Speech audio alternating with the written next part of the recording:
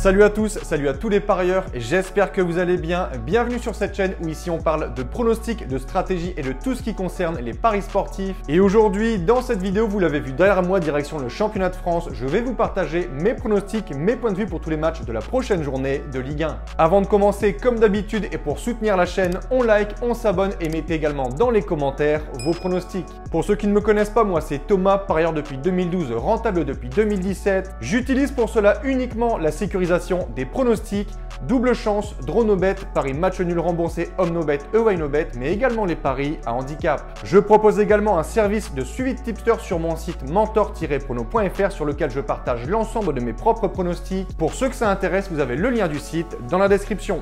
Petit conseil pour placer vos pronostics, je vous conseille le bookmaker Pinacle en passant par Asian Connect où les codes sont très intéressantes, vous avez le lien dans la description. Je vais maintenant vous donner mes pronostics et comme je le précise dans toutes les vidéos, ce ne sont surtout pas des pronostics à jouer en score exact. Je conseille toujours de parier en sécurisant vos pronostics. Ici, vous verrez à côté de chaque match les 3 pronostics sécurisés qu'il faudra sélectionner. Petit exemple, on a ici l'équipe A à domicile contre l'équipe B à l'extérieur. Imaginons que mon pronostic soit 2-1 pour l'équipe A, donc avantage équipe A. Les 3 pronostics sécurisés seront petit 1 double chance 1N, victoire ou nul de l'équipe A, petit 2 draw no bet et petit 3 match nul remboursé si l'équipe A gagne le match. On appelle ça home no bet HNB, donc home qui veut dire domicile. Et si à la base j'avais mis 2-1 pour l'équipe B, on aurait eu les mêmes sélections de pronostics mis à part le N2 à la place du 1N. Et le dernier qui s'appelle ici le away no bet, ANB away qui signifie extérieur. La cote du pronostic doit toujours être supérieure à 1,50, donc si le double chance est inférieur, placez dans ce cas un draw no bet, et si celui-ci est également inférieur à 1,50, vous devrez donc placer un match nul remboursé home no bet ou away no bet. Pour plus de détails, j'explique tout dans cette vidéo. Ça y est, c'est reparti, reprise de la Ligue 1 saison 2023-2024. On commence ce vendredi 11 août à 21h par une très belle affiche. Direction Nice et le stade de l'Allianz Riviera, les Aiglons reçoivent le LOSC. Deux équipes qui cette saison vont clairement viser une qualification en Coupe d'Europe, de formation très ambitieuse. La saison passée, l'OGC Nice a été dans l'ensemble très décevant. Ils ont été beaucoup trop irréguliers pour espérer quoi que ce soit. En milieu de saison et l'arrivée de Didier Digard, ils avaient pourtant enchaîné une superbe série de 14 matchs sur la moindre défaite, 8 victoires et 6 matchs nuls. Ils étaient très bons offensivement et solides défensivement, mais petit à petit, ils sont retombés dans leur travers pour arracher en fin de saison une triste 9e place au classement. Ce premier match sera donc très important pour bien débuter cette nouvelle saison, mais en face on a un gros morceau, l'équipe de Lille, une formation qui fait souvent partie du haut de tableau et qui dispute régulièrement les Coupes d'Europe. L'an passé, les Dogs ont réalisé une belle saison finissant à la 5e place devant Monaco et Lyon en alignant seulement 2 défaites lors des 14 dernières journées, une équipe très offensive qui propose un très beau jeu, mais ce qui a manqué à Lille l'an passé, c'est leur manque de concentration dans les fins de match, très souvent rejoint au score à l'image du match contre Lyon ou encore Paris où ils ont encaissé à chaque fois 2 buts dans les arrêts de jeu. Mais également les difficultés à battre les petites équipes, défaites contre Angers, match nul contre Auxerre ou encore 3. Hormis ça, Lille a clairement le potentiel pour finir dans les 3 premiers. Côté préparation, Nice a joué 5 matchs, le bilan est catastrophique, 3 défaites, 1 nul pour seulement une victoire. Par contre, côté lillois, c'est vraiment pas mal. Des victoires contre Dunkerque 3-1, Bruges 7-2, Le Havre 3-2, ensuite une défaite contre Empoli 2-1 avant de faire 0-0 contre Brentford. Petit point sur l'effectif, Lille a perdu son défenseur José Fonte parti du côté de Braga, Bamba parti quant à lui au Celta Vigo, mais également André Gomes retourné à Everton et Timothy Weah du côté de la Juventus. Côté arrivée, on note principalement 2 arrivées, celle de Umtiti en provenance de Barcelone et le Danois Haraldsson qui a fait une bonne impression en amical avec déjà 5 buts en 2 matchs. Jonathan David est quant à lui toujours lillois et a même marqué 4 buts contre Bruges. Ensuite, on parle des confrontations. Nice réussit plutôt bien contre Lille. La saison passée, ils avaient gagné les 2 matchs aller et retour et à domicile. Nice, depuis 11 ans, n'a subi qu'une seule défaite contre Lille. Mon point de vue pour ce premier match, au vu des saisons précédentes, de la préparation et de mon avis général sur ces deux équipes, je vois bien ce match se solder par un nul, je vais dire un partout avec un avantage de sécurisation aux Lillois. Second match, direction Marseille et le Vélodrome, l'OM reçoit le Stade de Reims. Deux équipes qui la saison passée ont montré de belles choses. Les Olympiens, après une fin de saison compliquée et 4 défaites en 5 matchs, ont arraché la 3e place au classement derrière Paris et Lens. De son côté, Reims a fini à la 11e place. Des Rémois qui avaient été métamorphosés avec l'arrivée sur le banc du coach Will Steele qui sera toujours là cette saison. Reims avait réalisé une série énorme d'invincibilité grâce notamment aux très bons Ito et Balogun.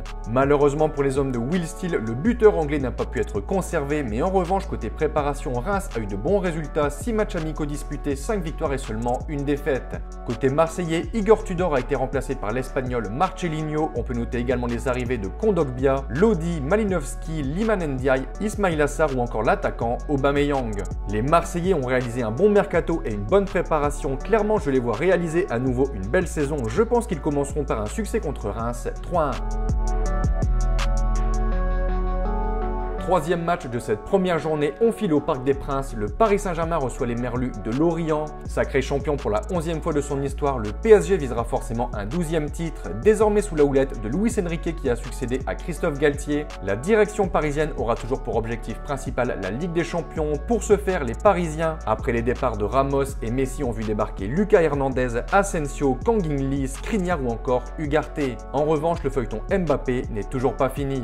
La saison passée, les Parisiens ont été très décevants toute la saison avec des résultats plutôt médiocres, un jeu proposé vraiment pas à la hauteur de leur effectif et en match amical de préparation idem. Paris a été très décevant avec notamment des défaites contre Osaka, l'Inter mais également un nul contre le club de Ronaldo, Al Nasser.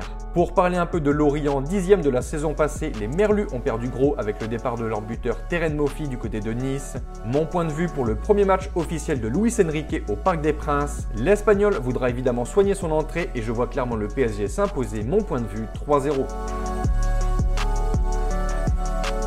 Quatrième match, on attaque les affiches du dimanche. Brest reçoit le Racing Club de Lens. Dauphin du PSG la saison passée à seulement un petit point. Lens avait fini l'exercice en signant 11 victoires en 12 journées. À domicile, ils ont été énormes. Ils ont réussi à tenir ce rythme pendant toute la saison. Vraiment un grand bravo à son coach Franck Hayes. Le Racing en rêvait depuis plusieurs saisons. Ils vont enfin retrouver la Ligue des Champions. L'ambiance risque d'être incroyable au Stade Bollaert. Le seul point négatif entre parenthèses, c'est le départ de deux cadres de l'équipe, Seko Fofana et surtout son buteur, Loïs Openda. Brest, de son côté, l'an passé, saison plutôt compliquée. Je les vois ici démarrer par un revers contre les Lensois très solide, 1-0. Cinquième match, Clermont-Monaco. Les Clermontois avaient très bien terminé la saison passée, 8e en ne perdant qu'un seul de ses 10 derniers matchs et un bilan conséquent de 8 victoires dans la dernière contre le Paris Saint-Germain au Parc des Princes, 3-2. En attendant, les locaux ont joué 5 matchs amicaux, 3 victoires, 1 nul et une défaite. Du côté des visiteurs, Monaco espère forcément faire mieux que la saison passée où ils avaient fini d'une façon catastrophique avec une seule victoire en 7 matchs, ce qui leur a coûté leur place européenne doublée par Lille et Rennes. Cela coûte cher aux Monégasques sur le secteur du recrutement puisqu'ils ne joueront aucune compétition européenne. Monaco est une équipe ambitieuse et je pense qu'ils débuteront par une victoire à Clermont 2-1. Direction désormais le stade de la Beaujoire, Nantes reçoit le TFC. La saison passée, les Canaries ont eu très chaud. Ils ont flirté avec la zone rouge toute la saison pour au final se sauver lors de la dernière journée grâce à leur succès contre Angers et la défaite d'Auxerre face à Lens. Toulouse, de son côté, a réalisé une saison très correcte. Ils ont en revanche perdu 2 joueurs importants, Spearings et Vandenbomen.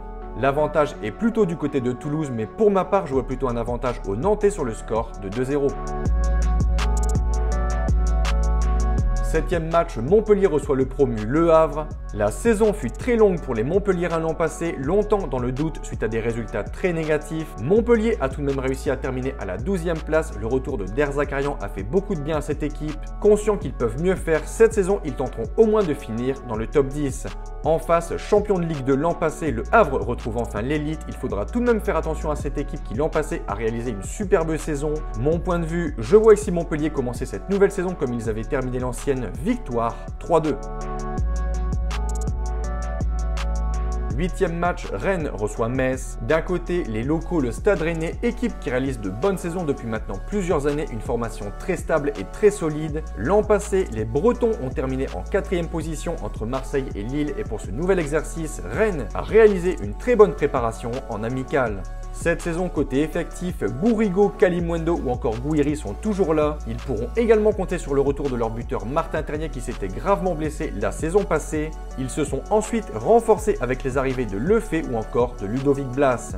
Ils seront bien évidemment favoris de cette rencontre face à Metz qui est habitué à faire l'ascenseur entre Ligue 2 et Ligue 1. Je vais donner un succès plutôt facile aux Bretons, 4-0.